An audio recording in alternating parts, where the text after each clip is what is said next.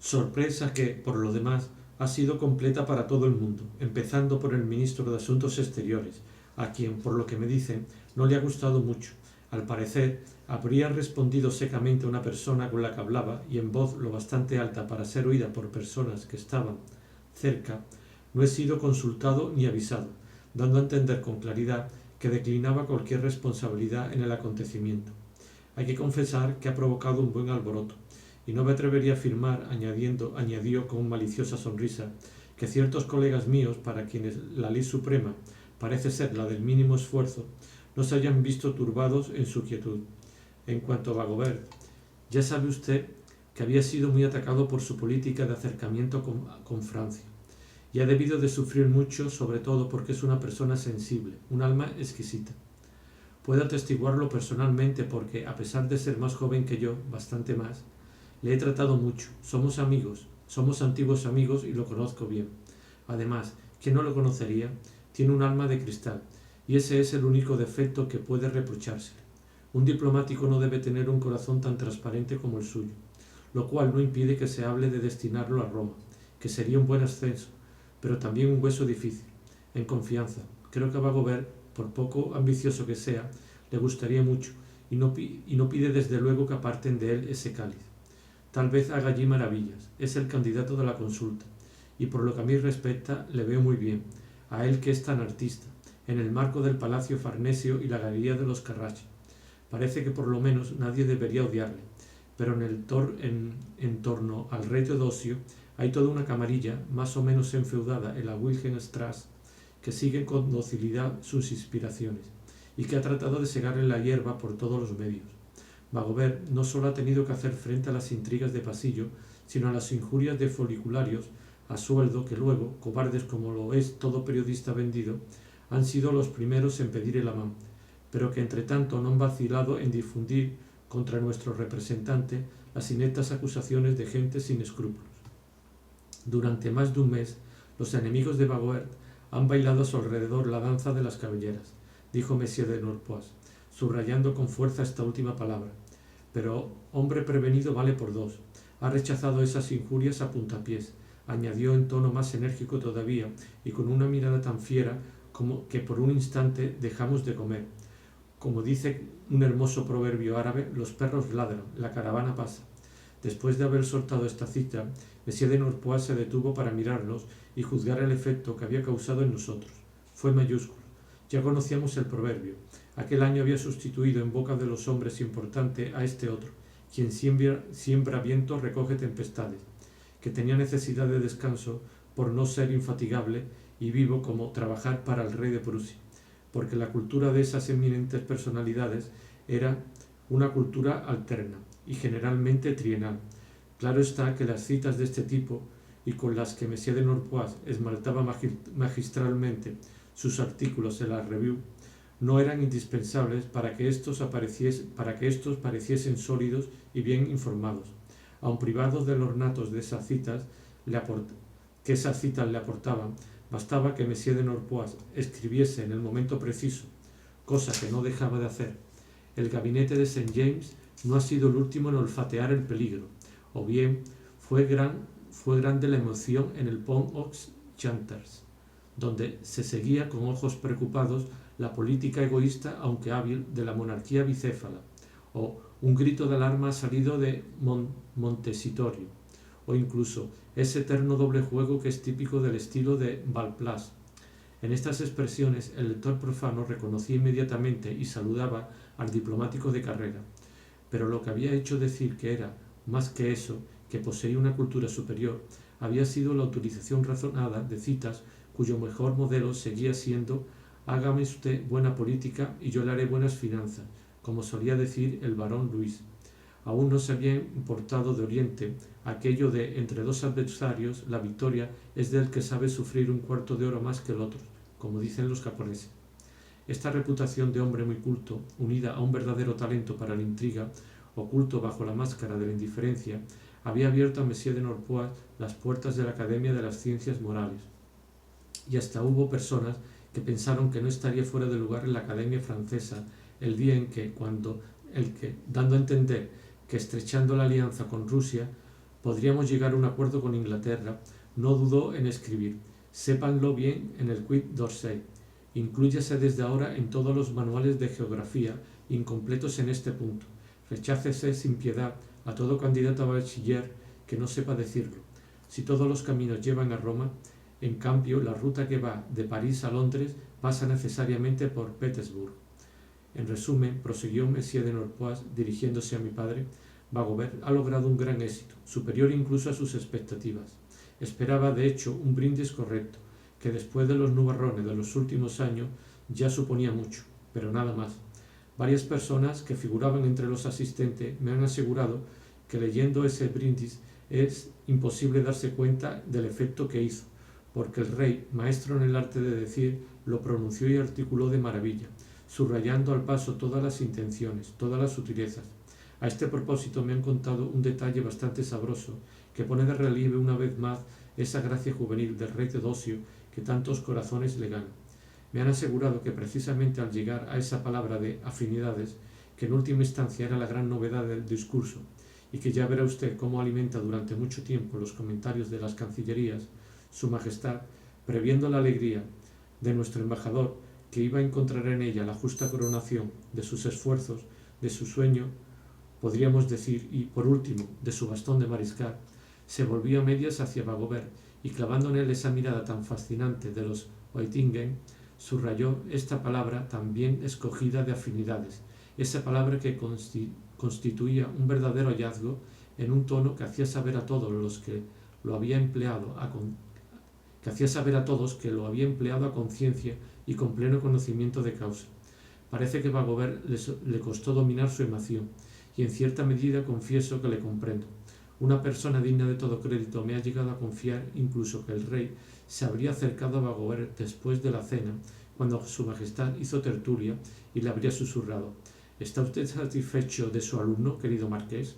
Lo cierto es, concluyó Monsieur de Norpois, que un brindis semejante ha hecho más que 20 años de negociaciones por estrechar entre los dos países sus afinidades, según la pintoresca expresión de Teodosio II.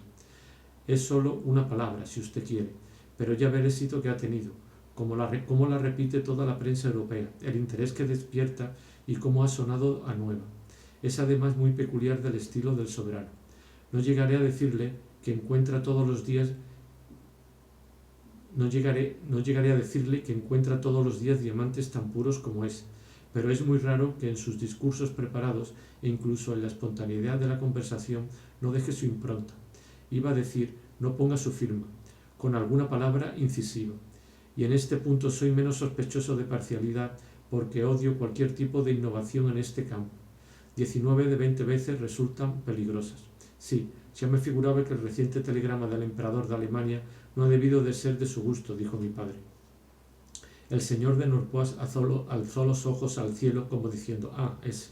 En primer lugar, es un acto de ingratitud. Es algo más que un crimen. Es un error, y de una estupidez que yo calificaré de piramidal.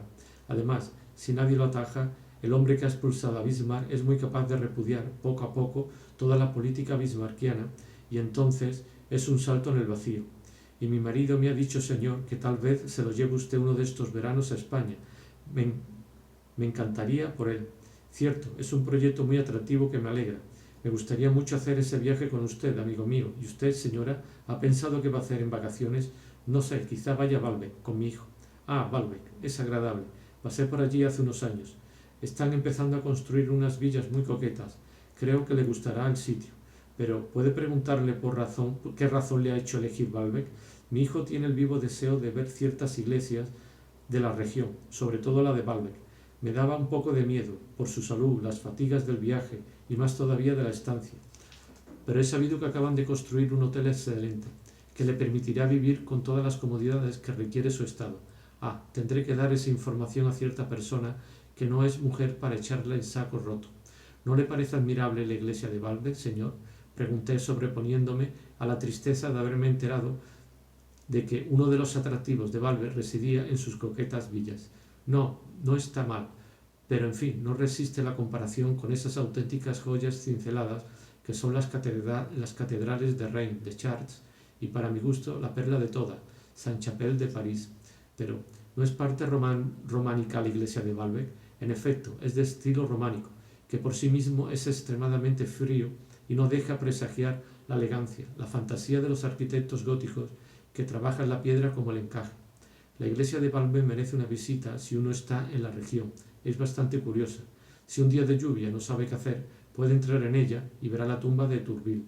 ¿Estuvo usted ayer en el banquete de asuntos exteriores? ¿De asuntos extranjeros? Yo no pude ir, dijo mi padre. No, respondió Monsieur de Norpois sonriendo.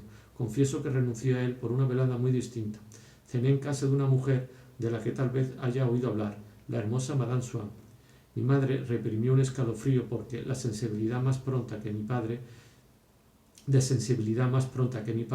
se alarmaba ante lo que a él debería contrariarle solo un momento después. Era ella quien percibía primero los sinsabores destinados a mortificarle, como esas malas noticias concernientes a Francia que se conocen en el extranjero antes que aquí. Mas, curiosa por saber qué clase de personas podían recibir los Swann, preguntó a Monsieur de Norpois por los invitados de esa noche. Dios mío, es una casa donde me parece que sobre todo van caballeros. Había algunos hombres casados, pero sus mujeres estaban indispuestas esa noche y no habían ido, respondió el embajador con una delicadeza velada de bohemia, mientras lanzaba a su alrededor miradas cuya malicia mitigaban en apariencia, aunque en realidad la acentuaban hábilmente su dulzura y discreción. Para ser totalmente justo, añadió, debo decir que también van señoras, pero que pertenecen más bien, ¿cómo diría?, al mundo republicano que al ambiente social de Swann. Él pronunciaba Swann, pero quién sabe, tal vez un día sea un salón político o literario. Además, parecen estar contentos así. Hasta creo que Swann lo da a entender de un modo algo excesivo. Nombraba a las personas que le habían invitado a él y a su mujer para la semana siguiente, y de cuya intimidad no hay motivo, sin embargo, para enorgullecerse, con una falta de reserva y de gusto, casi de tacto, que me ha chocado en un hombre tan fino. No dejaba de repetir, no tenemos ni una sola noche libre, como si eso fuese un timbre de gloria, y como verdadero advenedizo, cuando desde luego no lo es, porque Swann tenía muchos amigos e incluso amigas, y sin comprometerme demasiado, ni querer ser indiscreto, creo poder asegurar que, si no todas, y ni siquiera la mayoría, por lo menos una, que es una gran dama, tal vez no se habría mostrado del todo reacia a la idea de relacionarse con Madame Swann, en cuyo caso verosímilmente más de un cercano de Panurgo la hubiese seguido, pero, al parecer, de parte de Swann no se ha dado el menor paso en ese sentido. Vaya, encima un pudding de Nesselrode. Necesitaré una temporada de cura en Carlsbad para reponerme de este banquete de lúculo. Quizás Swann se ha dado cuenta de que habría demasiadas resistencias que vencer. El matrimonio no ha caído bien, eso es seguro. Se ha hablado de la fortuna de la mujer, cosa que no es más que una patraña, pero en resumidas cuentas, toda esa historia no ha parecido de buen tono. Además, Swann tiene una tía riquísima y con una posición envidiable, casada con un hombre que, financieramente hablando, es toda una potencia, y ella no solo se ha negado a recibir a Madame Swann, sino que ha hecho campaña en toda regla para que sus amigas y conocidos hiciesen lo mismo. No es que yo quiera decir con esto que ninguna parisiense de buen tono le haya faltado respeto a Madame Swann, no, y 100 veces no. Además, el marido es hombre capaz de recoger el guante. En cualquier caso, hay algo curioso, y es ver a Swann, que conoce a tanta gente y de lo más selecta, mostrarse tan solícito con un ambiente del que lo menos que puede decirse es que es muy heterogéneo.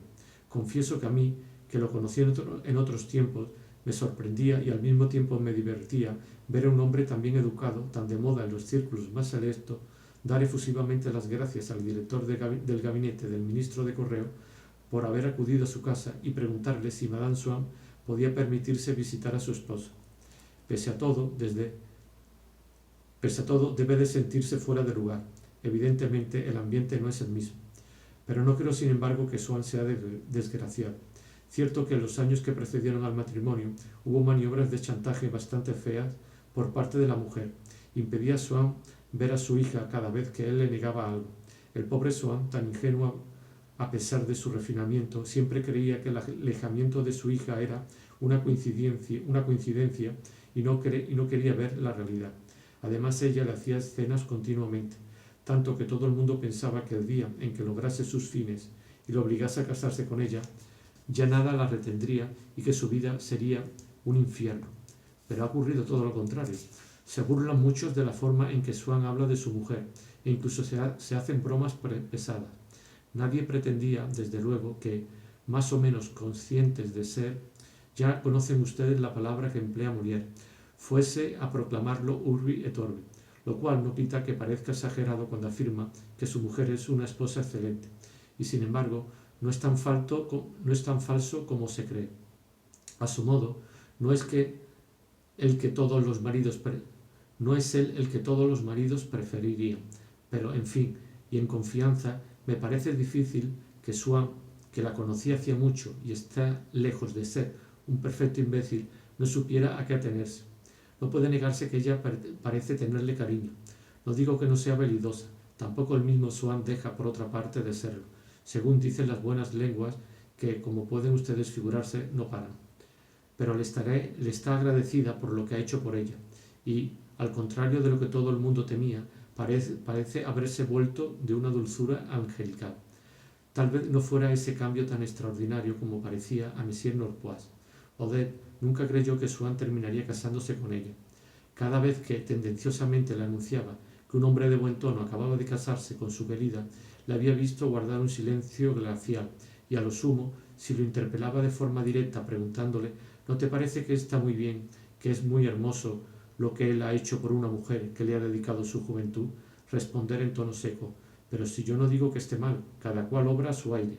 Ni siquiera estaba lejos de pensar que, como él le aseguraba en momentos de enfado, la abandonaría completamente, porque hacía poco Odette había oído decir a una escultora: «De los hombres se puede esperar cualquier cosa, son tan chabacanos», e impresionada por la profundidad de esta máxima pesimista, se la había apropiado, la repetía a cada paso con tal aire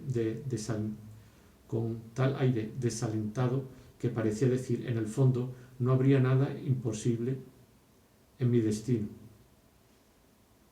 Y en consecuencia, la máxima optimista que hasta entonces guiara a Odette en la vida había perdido toda su virtud.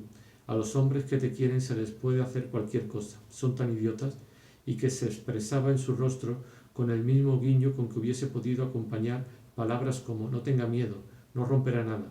Entretanto, Odette sufría por lo que debía de pensar de la conducta de Swann, cierta amiga suya, desposada por un hombre que había pasado con ella menos tiempo que ella misma con Swann, y que además no tenía hijos, disfrutaba de una consideración relativamente buena y era invitada a los bailes del Elíseo. Un especialista más profundo que Monsieur de Norpois hubiese podido diagnosticar sin duda que era ese sentimiento de humillación y de vergüenza lo que había amargado a Odette, que el carácter infernal que manifestaba no era esencialmente el suyo ni un mal sin remedio, y hubiese predicho fácilmente lo que ocurrió, esto es, que un régimen nuevo, el régimen matrimonial, cortaría de raíz con celeridad casi mágica aquellos accidentes penosos, cotidianos, pero para nada orgánicos.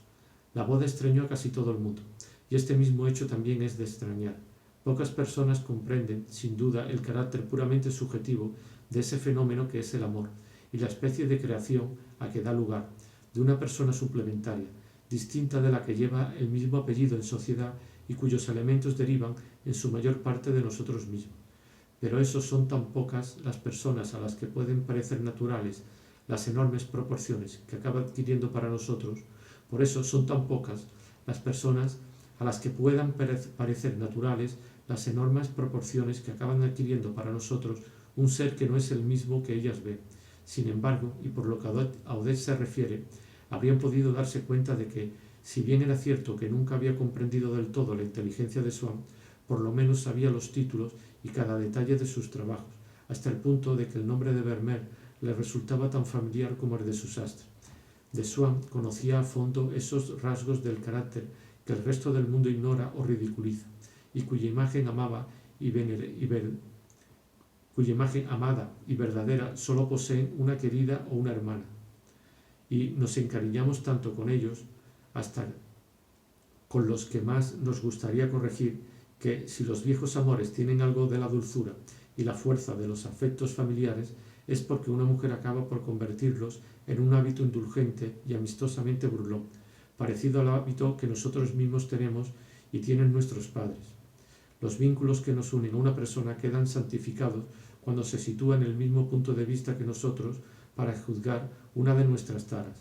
Y entre aquellos rasgos particulares también había algunos que pertenecían tanto a la inteligencia de Swann como a su carácter, y que sin embargo, por el arraigo que, a pesar de todo, tenían en este último, Odette había discernido con mayor facilidad. Se quejaba ella de que no fuesen reconocibles esos rasgos, que tanto abundaban en sus cartas o en su conversación cuando Swann se entregaba a su profesión de escritor, cuando publicaba sus estudios. Le aconsejaba que les diera mayor cabida.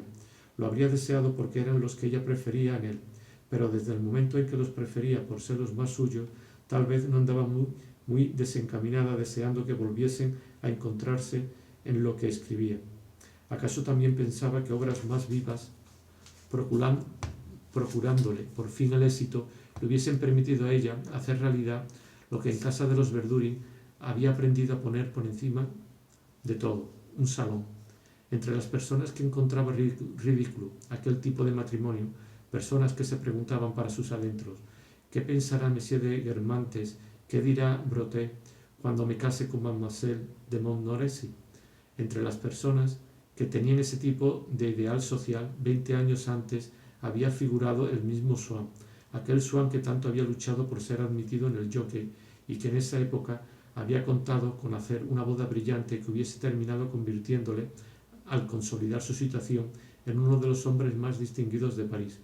Solo que las imágenes que un matrimonio semejante ofrece al interesado necesitan, como todas las imágenes, para no desvanecerse y borrarse por completo, ser alimentadas desde fuera. Vuestro sueño más ardiente es humillar al hombre que os ha ofendido, mas si nunca volvéis a oír hablar de él por haberse marchado a otro lugar, vuestro enemigo acabará por no tener ninguna importancia para vosotros. Si durante 20 años hemos perdido de vista a todas las personas por las que nos habría gustado entrar en el Jockey o en el instituto, la perspectiva de ser miembro de una u otra de esas agrupaciones no ha de tentarnos en absoluto. Y como un retiro, una enfermedad o una conversión religiosa, una prolongada relación amorosa sustituye las imágenes antiguas por otras.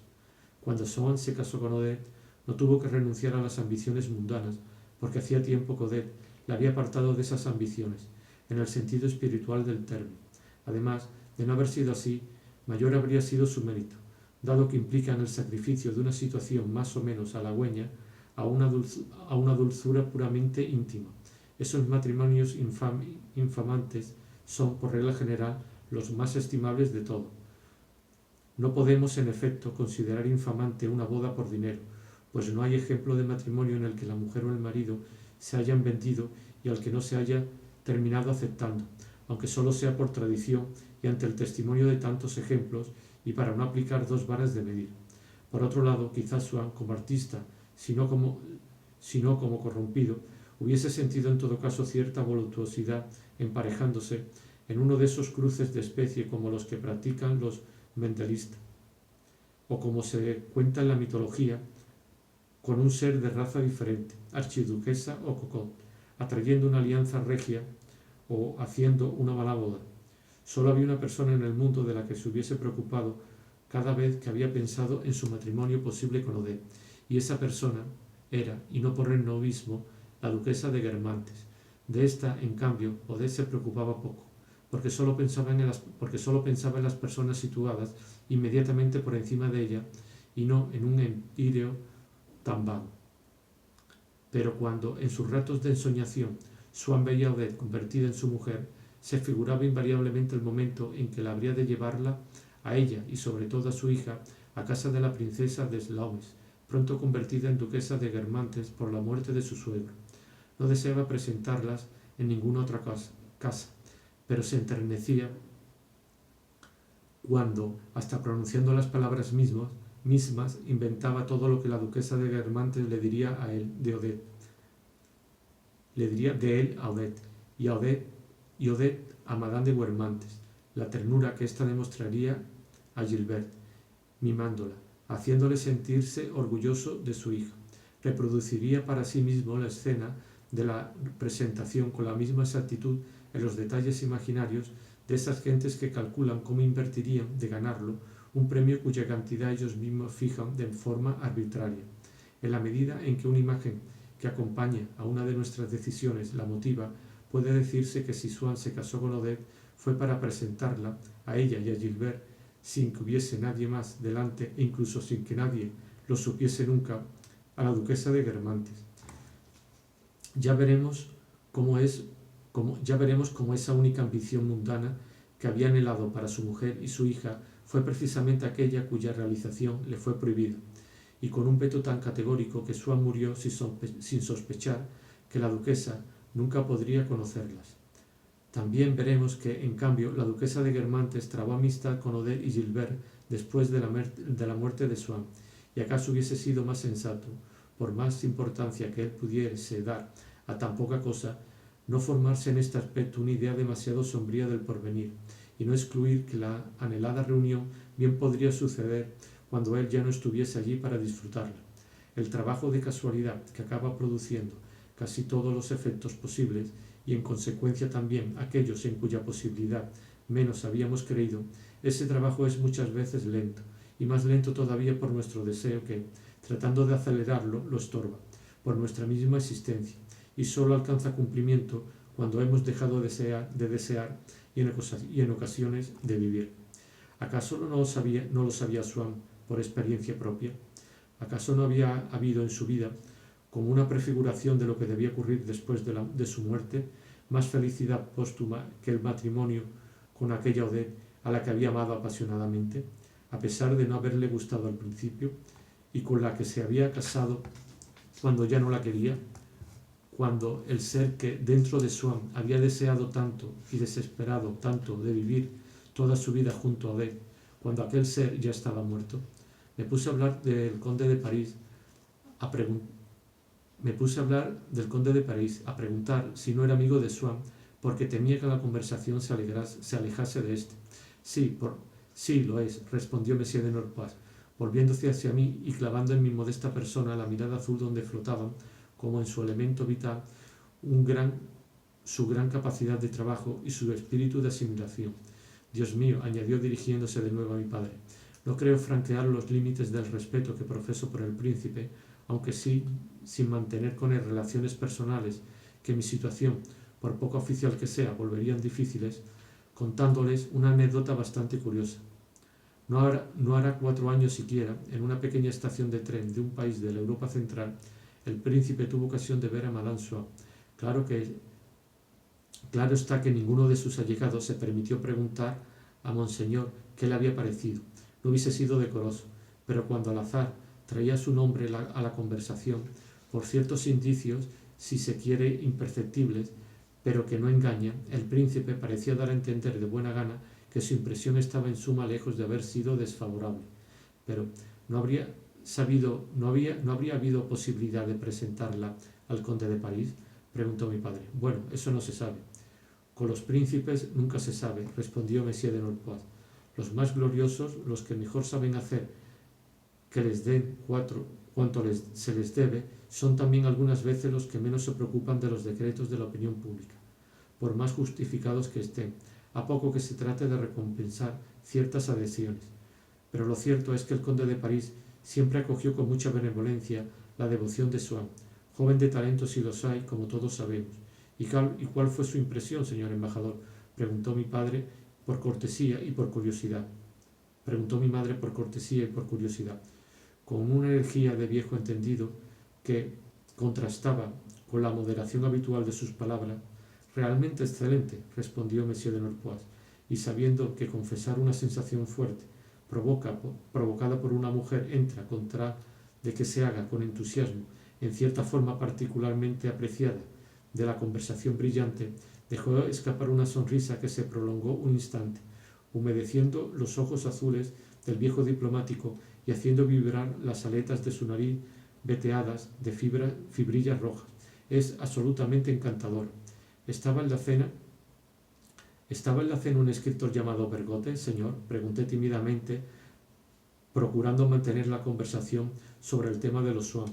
Sí, Bergotte estaba en la cena, respondió Monsieur de Norpois, inclinando cortésmente la cabeza hacia mi lado, como si en su deseo de ser amable con mi padre atribuyese verdadera importancia a cuanto tenía que ver con él e incluso a las preguntas de un chiquillo de mi edad, poco habituado a ser objeto de tanta cortesía por personas de la suya. ¿Lo conoce acaso?, añadió clavando en mí aquella clara mirada cuya penetración admiraba Bismarck. Mi hijo no lo conoce, pero lo admira mucho, dijo mi padre. Dios mío, dijo Monsieur de Norpois, inspirándome sobre mi propia inteligencia dudas más serias de las que solían atormentarme al ver que lo que yo ponía miles de veces por encima de mí, lo que yo consideraba más elevado en el mundo, figuraba en el escalón más bajo de sus admiraciones. No comparto ese punto de vista. Bergotte es lo que yo llamo un tañedor de flauta. Hay que reconocer desde luego que la toca de forma muy agradable, aunque con una buena dosis de manierismo de afectación, pero en última instancia no es más que eso, y eso no es gran cosa.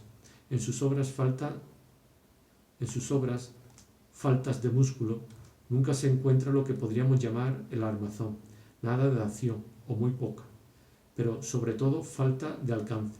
Sus libros pecan por la base, o mejor dicho, no tienen base en absoluto.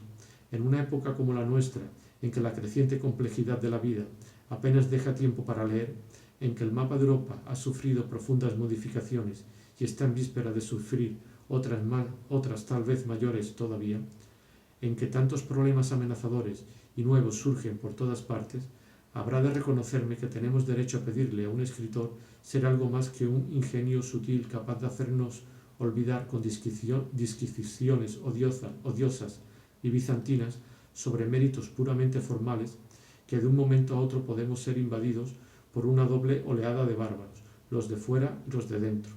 Sé que esto es blasfemar contra la sacrosanta escuela de lo que esos señores llaman el arte por el arte, pero en nuestra época hay tareas más urgentes que enhebrar palabras de un modo armonioso. Quizás el de Bergotte sea en ocasiones bastante seductor, no lo niego, pero en resumidas cuentas todo eso es muy amanerado, muy tenue y muy poco viril. Ahora comprendo mejor, remitiéndome a su admiración totalmente sagrada por Bergotte, esas pocas líneas que usted me ha enseñado hace un rato y de las que haré borrón y cuenta nueva, pues usted mismo ha dicho con toda sencillez que no eran más que garabatos de niño, y yo lo había dicho, en efecto, pero no me creía una palabra. Misericordia para todo pecado y sobre todo para los pecados de juventud. Después de todo, además de usted, son muchos los que tienen sobre la conciencia otro semejante, y no es usted el único en haberse creído poeta a su edad. Pero en lo que me ha enseñado se ve la nefasta influencia de Bergotte. No le sorprenderé, evidentemente, diciéndole que en esas líneas no había ninguna de las cualidades de Bergotte, maestro consumado en el arte, totalmente superficial por lo demás, de cierto estilo del que usted, a su edad, no puede dominar siquiera los rudimentos. Pero el defecto sigue siendo el mismo, ese contrasentido de alinear palabras muy sonoras y preocuparse del fondo únicamente después. Eso es poner la carreta delante de los bueyes.